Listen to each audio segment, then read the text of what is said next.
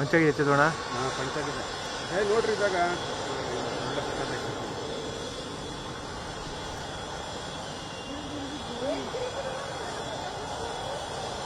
ಇಲ್ಲೇ ಇಳಿತಾರೆ ಇಲ್ಲೇ ಇಳಿತಾರೆ ಹಾಂ ಇಲ್ಲೇ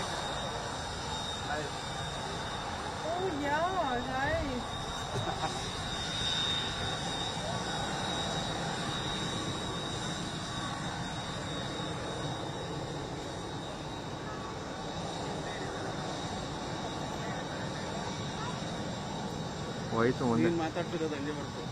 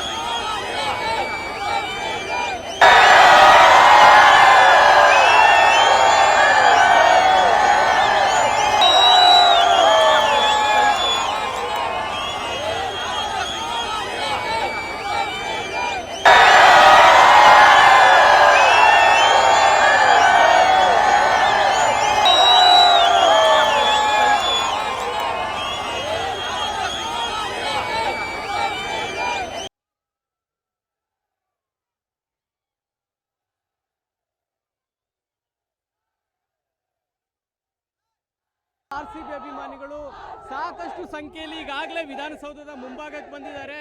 ವಿಧಾನಸೌಧ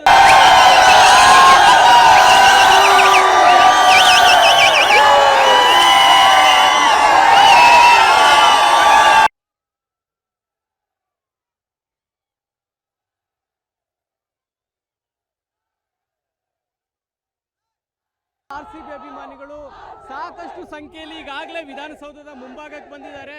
ವಿಧಾನಸೌಧ